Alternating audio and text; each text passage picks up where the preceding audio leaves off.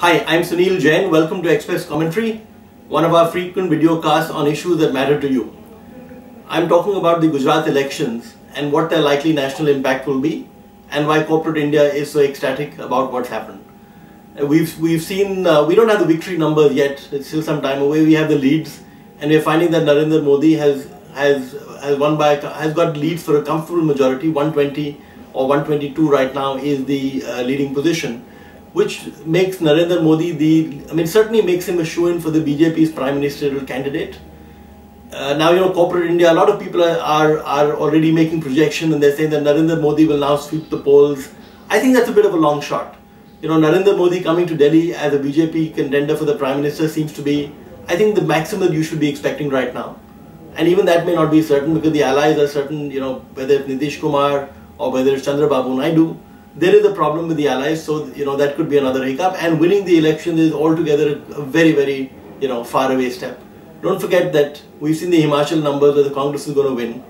The Congress party seems to be pretty confident about getting into power in Karnataka by the time the 2014 elections are here. So I don't think we should think that Modi is going to win automatically.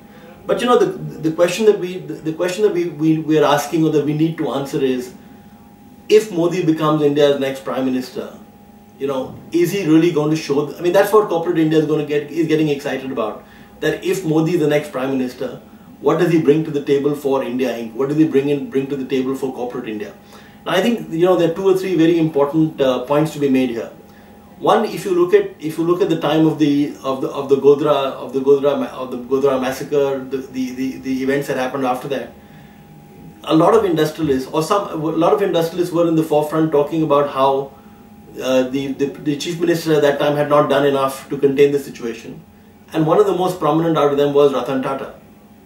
Now, at the end of the day, after what happened in Shingur, Ratan Tata says that he has no hesitation in coming and setting up shop in Gujarat. I think that's a very, very major movement, because what it tells you is that corporate India at the end of the day has moved on. Corporate India at the end of the day is looking at who's going to give them land, who's going to give them 24/7 power.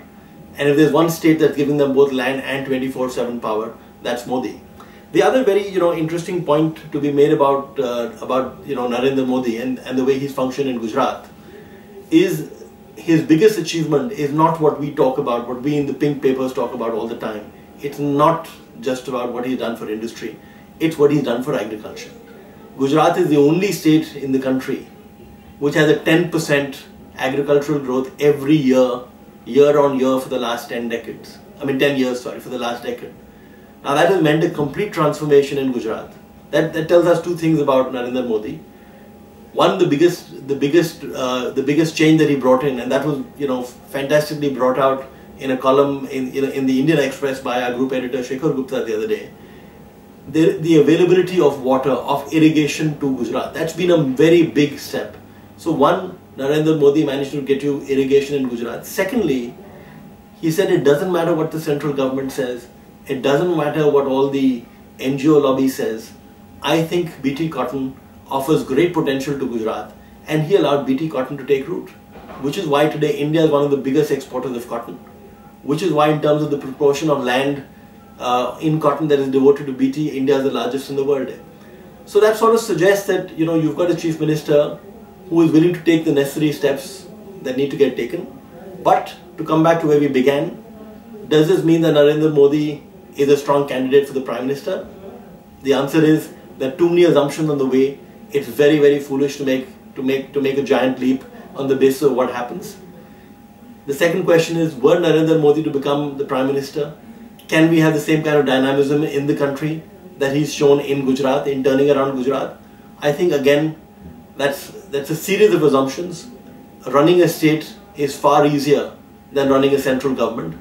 And let's not forget that no matter how powerful you are in the center, the action only gets taken in the states. So Narendra Modi, as a prime minister, confronted by a chief minister in Gujarat, if you will, who doesn't function as well, means that investment doesn't come into India.